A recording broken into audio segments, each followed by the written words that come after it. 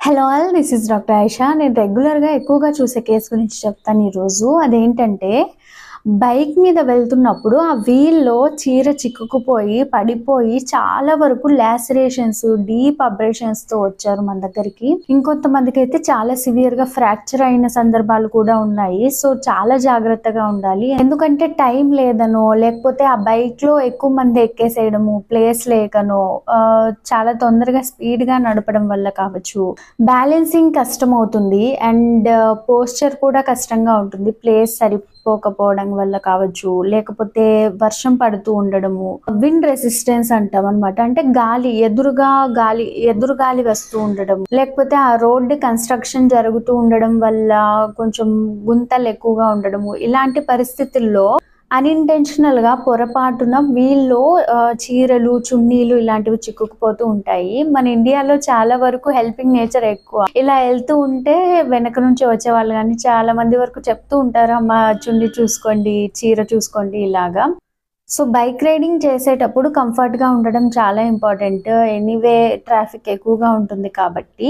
And ఇదే కాకుండా చాలా వరకు యానిమల్స్ అడ్డు రావటం, అంటే ఏదో కుక్కో పిల్లో ఇలాంటివి ఏదైనా సడన్ గా అడ్డు వచ్చేసినప్పుడు సడన్ బ్రేక్ వేస్తూ ఉంటారు. దీనివల్ల చాలా మంది పడిపోయి చాలా వరకు హాస్పిటల్లో జాయిన్ అయిన సందర్భాలు చాలా ఎక్కువగా ఉన్నాయి. అలాంటి కేసులు చాలా ఎక్కువగా ఉన్నాయి. నాకు బాగా గుర్తున్న కేసు ఏంటంటే, ఒక అబ్బాయి వాళ్ళ అమ్మని బైక్ లో తీసుకెళ్తున్నప్పుడు సడన్ గా కుక్క అడ్డు వచ్చి పడిపోయారంట. ఆవిడికి తలకి కొంచెం డీప్ అబ్రేషన్ అయింది, బ్లీడింగ్ అయింది కొంచెం. తనకు కూడా, డ్రైవర్ కి కూడా బాగానే తగిలాయి వాళ్ళ అబ్బాయికి. తను హాస్పిటల్ కి వచ్చి ఆ అబ్బాయి పరిస్థితి బ్లడ్ కారుతున్నా పట్టించుకోకుండా వాళ్ళ అమ్మకి ఎలా ఉంది ముందు ఆవిడని కంఫర్ట్ చేసి, ఆవిడికి సూచరింగ్ చేసి స్టేబుల్ చేసిన తర్వాత తనకి ట్రీట్మెంట్ స్టార్ట్ చేయమని, తర్వాత తను చూసుకోమని చెప్పారు. ఇలా అన్ఇంటెన్షనల్ గా ఏదైనా అడ్డు రావడం వల్ల స్కిడ్ అయి పడిపోవడము, ఇలాంటి కేసెస్ కూడా చాలా వరకు ఉన్నాయి. సో బైక్ రైడింగ్ చేసేటప్పుడు చాలా జాగ్రత్తగా ఉండాలి. మెయిన్ గా శారీ కానీ, చున్నీలు కానీ ఇలాంటివి వేసుకుని వెళ్తున్నప్పుడు ఆ చున్నీకి సేఫ్టీ పిన్ పెట్టేసుకోవడము, శారీ అయితే లూజ్ ఎండ్స్ ఉంటాయి కదా, వాటికి సేఫ్టీ పిన్ పెట్టేసుకోవడము, శారీ క్లిప్స్ ఎక్కువగా వాడుకోవడము. ఈ మధ్య అయితే చాలా వరకు శారీ ఫ్రెండ్లీ డిజైన్ వచ్చేసాయి బైక్ కూడా. అంటే గాలి వచ్చిన వీల్లో చిక్కుకోకుండా ఉండేటట్టుగా డిజైన్ చేశారు. ఇది కంఫర్టబుల్ గా ఉంటాయి. సడన్ బ్రేక్స్, సడన్ టర్న్స్ ఇలాంటివి తీసుకోకుండా స్పీడ్ కంట్రోల్లో ఉండి బైక్ నడిపేటప్పుడు అలర్ట్ గా, ఫోకస్ గా ఉండాలి. ప్రతి పనిలోనూ అలర్ట్ గా ఉండాలి. లైక్ మాట్లాడుకుంటూ క్యాజువల్ గా, ఎక్స్పీరియన్స్ ఉన్న పనే కదా అని క్యాజువల్ గా వెళ్ళినట్టే ఏ టైంలో ఎలా ఉంటుందో తెలియదు కాబట్టి మనం కొంచెం జాగ్రత్తగా ఉండడం బెటర్. ఒకవేళ ఇలాంటివి జరిగినప్పుడు టెన్షన్ ఏం లేకుండా 108కి కాల్ చేసుకున్నా, లేకపోతే కొంచెం తక్కువ దెబ్బలు తగిలి మీరు రాగలిగినా దగ్గరలో ఉన్న హాస్పిటల్కి తొందరగా రీచ్ అయ్యి బ్లీడింగ్ స్టాప్ చేయగలగాలి. చాలా మందికి బ్లీడింగ్ స్టాప్ చేయడం ఎలాగో తెలియట్లేదు.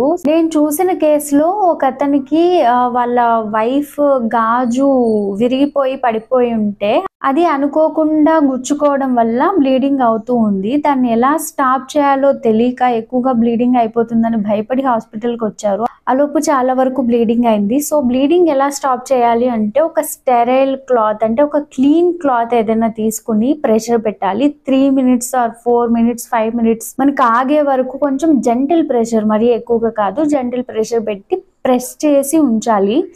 సో ఇలా ప్రెస్ చేసి ఉంచినట్టయితే బ్లీడింగ్ చాలా వరకు ఆగిపోతుంది. ఇంకా అయినా కూడా ఆగట్లేదు అప్పుడు డాక్టర్ హీమోస్టాటిక్ సూచర్స్ అవి వేసి ఆపుతారు. మోస్ట్లీ ఎలా చేస్తారంటే జస్ట్ క్లాత్ పెట్టి ఇలా జస్ట్ తుడుస్తూ ఉంటారు. ఇలా చేయడం వల్ల ఒక జెంటిల్ ప్రెషర్ అనేది దాని మీద ఊన్ మీద ఉండదు. సో బ్లీడింగ్ కంటిన్యూస్ అవుతూనే ఉంటుంది. ఎప్పుడైనా మనకి ఒక దెబ్బ తగిలి బ్లీడింగ్ అవుతుంది అంటే దాన్ని ఆపాలి అంటే ప్రెషర్ పెట్టి కాసేపు అలా నొక్కి పట్టుకొని ఉంచాలి. ఈవెన్ డాక్టర్స్ అయినా, నర్సులైనా ఎవరైనా చేసే పని ఇదే. మనం రాగానే బ్లీడింగ్ ఆపాలంటే ఫస్ట్ ఒక గాజ్ పీస్ పెట్టి దాని మీద ప్రెషర్ పెట్టి కాసేపు ఉంచుతాం. ఒక 3, 4, 5 minutes వెయిట్ చేస్తే ఆగిపోతుంది మోస్ట్లీ. తర్వాత సూచర్ వేసుకుంటే సరిపోతుంది. ఇఫ్ ఇన్ కేస్ చిన్న చిన్న అబ్రేషన్స్ లైక్ గోక్కుపోయినట్టు అలా ఉన్నట్టయితే దాన్ని నీట్గా సోప్ అండ్ వాటర్తో క్లీన్ చేసి ఏదైనా యాంటీ బ్యాక్టీరియల్ ఆయింట్మెంట్ ఉంటే అప్లై చేసుకుంటే సరిపోతుంది. అలా చేసినా కూడా పెయిన్ ఎక్కువగా ఉంది, నొప్పిగా ఉంది అంటే హాస్పిటల్కి వచ్చి కొంచెం డాక్టర్కి చూపించి టాబ్లెట్స్ అవి తీసుకుని వాడుకున్నట్టయితే సరిపోతుంది. సో బైక్లో శారీల్లో కానీ చున్నీల్లో కానీ ప్రయాణం చేసేటప్పుడు కానీ లేదంటే సడన్గా ఏదైనా యానిమల్స్ వచ్చి సడన్ బ్రేక్ వేసినప్పుడు కానీ తక్కువ స్పీడ్లో వెళ్తున్నట్టయితే మనకి దెబ్బలు కూడా తక్కువగానే తగులుతాయి. సో ఎవరికైనా ఎక్కువగా ప్రమాదం జరిగింది అంటే మెయిన్ కల్ప్రిట్ స్పీడ్, కాబట్టి స్పీడ్ మెయింటైన్లో ఉంచుకోండి.